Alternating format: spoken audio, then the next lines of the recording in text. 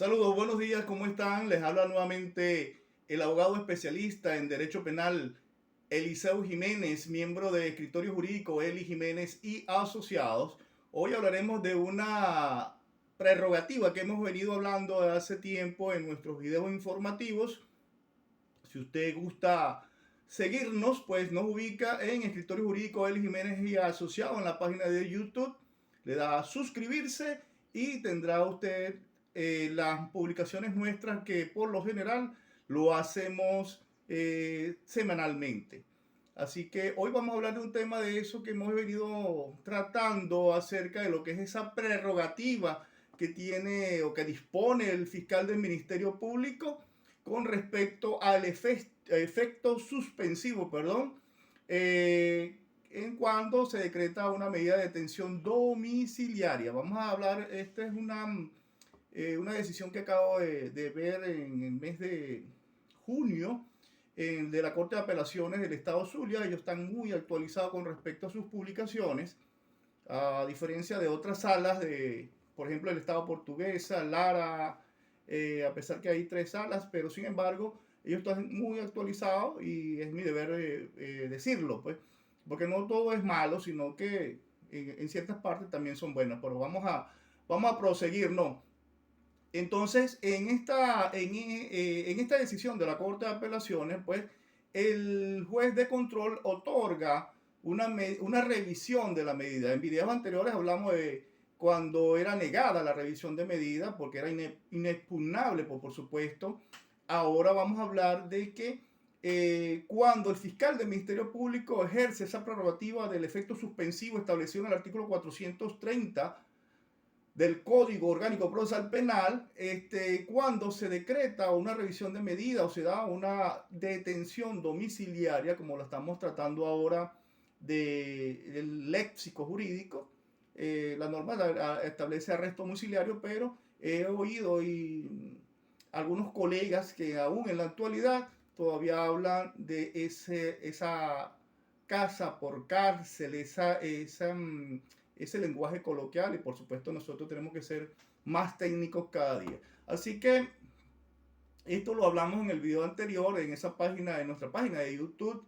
Habíamos hablado que la defensa pública o privada hace uso de un recurso cuando le desfavorece esa decisión. Ese es un derecho que tiene la defensa, bien sea pública o privada, ¿no? Pero en este caso, esto está establecido en el 250 cuando uno solicita una revisión de medida, y por supuesto habíamos hablado anteriormente de cuando era negada esa revisión de medida, pues no tenía derecho a efectuar un recurso. Recordemos, vuelvo y repito, que los recursos se usan o se utilizan cuando la decisión desfavorece a una de las partes.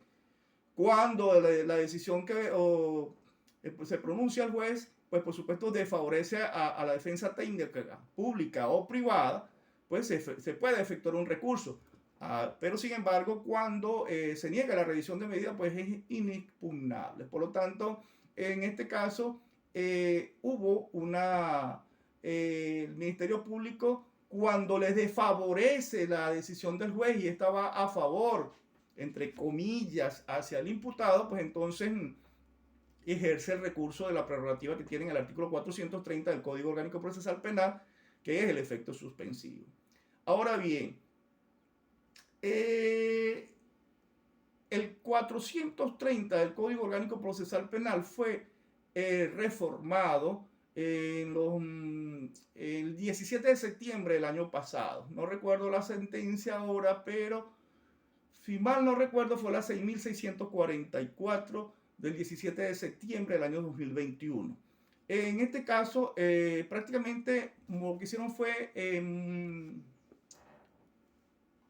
unir, vamos a decirlo así, lo que era el parágrafo con respecto al encabezamiento del artículo 430. Me va a permitir leerlo un momento.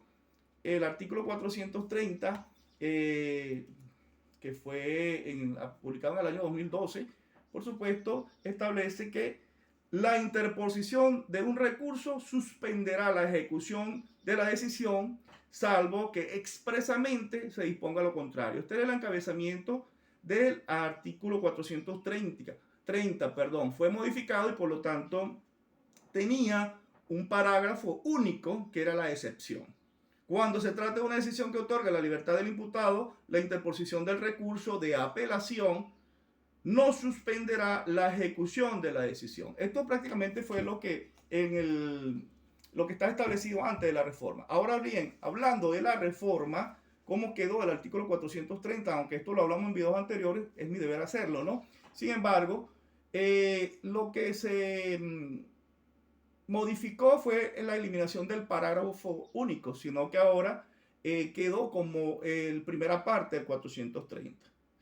Cuando la interposición de un recurso, suspenderá la ejecución de la decisión, salvo que expresamente se disponga lo contrario. Cuando se trate, aquí viene el único aparte, ¿no? Cuando se trate de una decisión que otorga la libertad al imputado, la interposición del recurso de apelación no suspenderá la ejecución de la decisión, excepto cuando se adopte en la audiencia preliminar. Aquí es donde hubo la reforma. Ahora bien, volviendo nuevamente al caso, cuando el Ministerio Público solicita la aplicación de una medida cautelar de privación de libertad de conformidad con lo que establece en el artículo 236 del Código Orgánico Procesal Penal, también tenemos el 237 y el 238, también hubo una reforma con respecto al peligro de fuga. Entonces ya con el arraigo en el país queda desvirtuado el peligro de fuga. Ya esto lo hablamos en videos anteriores. Ok, en este caso, cuando el juez de control toma en consideración los principios del estado de libertad, que prácticamente algunos jueces no lo toman en cuenta, se les olvida que existe un estado de libertad, ¿verdad? Que toda persona es inocente hasta que no se le determine su culpabilidad con una sentencia condenatoria definitivamente firme. Sin embargo, pues algunos obvian este estado de libertad porque siempre, y me permito decirlo con toda propiedad, porque hay que hablarlo con propiedad, haciéndome responsable de estas palabras, es que todo lo que el Ministerio Público le solicita al juez de control, en la mayoría de los casos, se les acuerda, mientras que la defensa pública o privada la solicita, pues le es negada. Así que si estoy equivocado, por favor coloquen ahí en la parte de abajo sus comentarios y por supuesto seguimos hablando. Ahora bien, cuando el juez de control, atendiendo a los principios de proporcionalidad y el estado de libertad, establecido en los artículos 229, el estado de libertad y el 230, así como también el artículo 237, el cual fue reformado, que es el que estoy hablando, que es el de peligro de fuga, el cual establece que eso quedó desvirtuado, el peligro de fuga con el arraigo en el país. Aun cuando la pena que podría llegar a imponerse sea igual o superior a 10 años. En este caso, cuando el juez considera, atendiendo a ese principio de proporcionalidad, al principio del estado de libertad y que queda desvirtuado el peligro de fuga, el fiscal del Ministerio Público solicita una medida cautelar de privativa de libertad, pero este a su vez otorga una medida cautelar de arresto domiciliario. En este caso, los fiscales del Ministerio Público hacen uso de esa prerrogativa que le dio el legislador en el artículo 430 del Código Orgánico Procesal Penal y apelan con efecto suspensivo. Aquí, obviamente, se está vulnerando lo que es el artículo 105, que es la buena fe. No está actuando de buena fe, dado que con esta explicación que dio el Tribunal Supremo de Justicia, en fecha 10 de agosto del año 2009, con ponencia el magistrado Francisco Carrasquero López, el cual estableció el criterio de la sala en sentencia 592 del 25 de marzo del año 2003, caso Giordani Antonio Gracina Rivero, en la manera siguiente, algo así por el estilo. Por lo tanto, cuando el juzgador acuerde la libertad del imputado y el Ministerio Público ejerce el recurso de apelación contra la decisión, la misma se suspenderá provisionalmente mientras vaya al tribunal de alzada. Así, si es posible afirmar que se trata de una medida de naturaleza instrumental o provisional, cuya eficacia limitada en el tiempo puede variar cuando la suspensión se extinga. Es decir, que si el fiscal apela con efecto suspensivo y en la corte de de Apelaciones declara con lugar el efecto suspensivo del fiscal, pues se retrotrae. Sin embargo, se declara sin lugar o declara que no admite la apelación con efecto suspensivo al retrotraerse nuevamente cuando ratifique la decisión del juez de control, pues por supuesto se le otorgará la libertad. Pero en este caso muy específico, el máximo tribunal del país, en la sala constitucional, la sala casación penal, han reconocido el recurso de apelación bajo la modalidad de efecto suspensivo.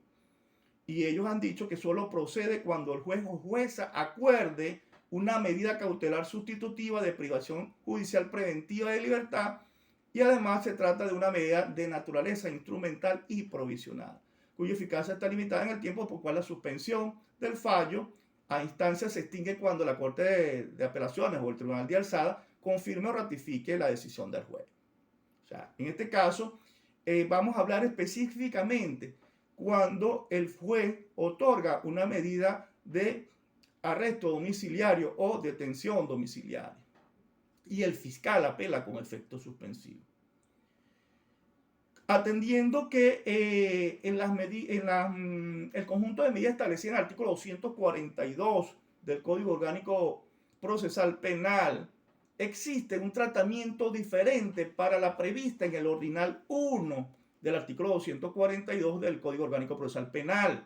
En este caso, esta es referente a la relativa a la detención domiciliaria del imputado o en custodia de otra persona, con vigilancia o no. En algunos casos, si el tribunal lo ordena, y el fiscal del Ministerio Público solicita una medida privativa de libertad y el tribunal considera, o el juez de control considera que no están llenos todos los requisitos o que no existe, que el peligro de fuga quedó desvirtuado y que probablemente la pena que se haya imponer sea superior a 10 años, tomando estas consideraciones, pues, y decreta, en vez de una privativa judicial, una medida privativa de libertad, decreta un arresto de detención domiciliaria, pues por supuesto el fiscal se va a ver contrariado en su solicitud y va a apelar con efecto suspensivo.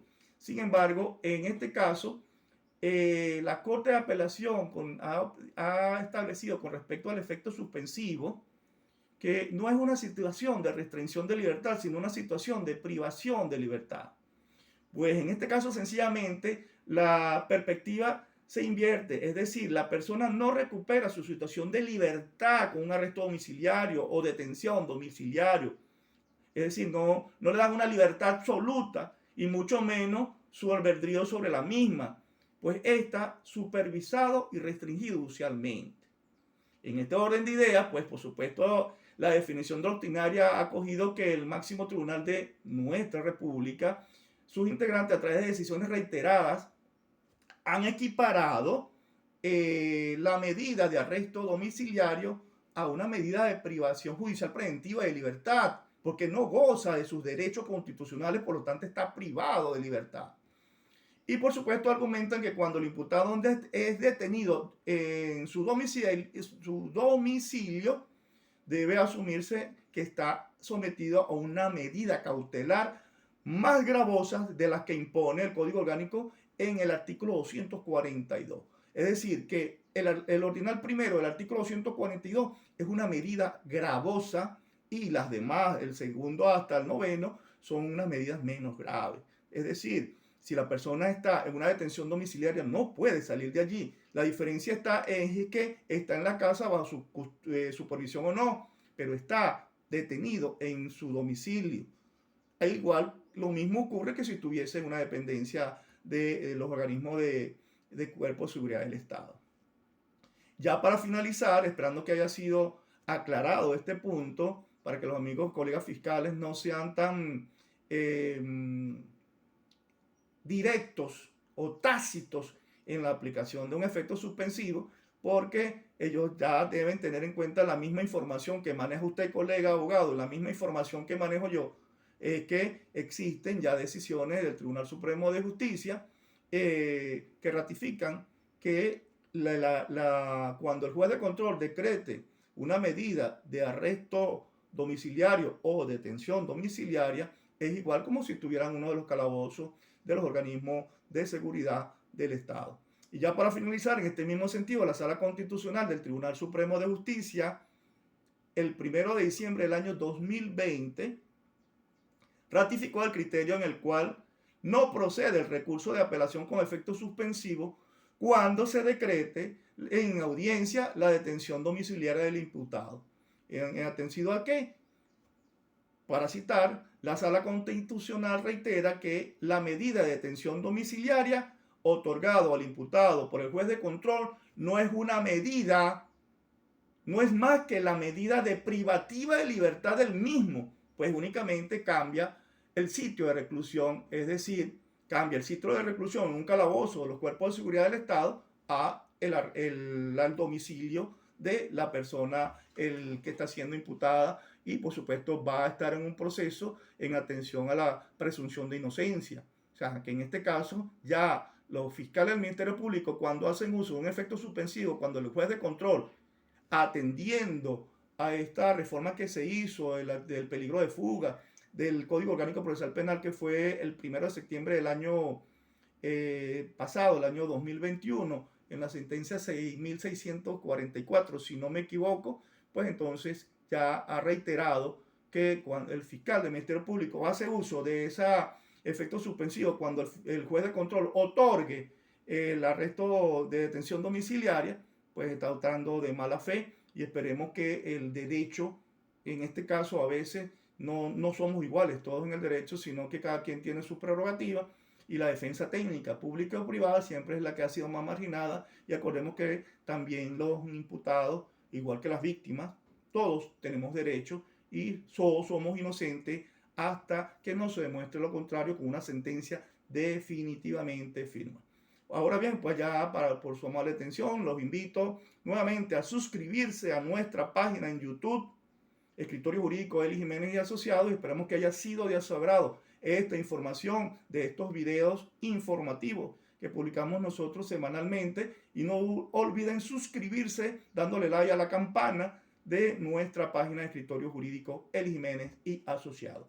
Por su amable atención, muchas gracias y tengan todos un feliz día.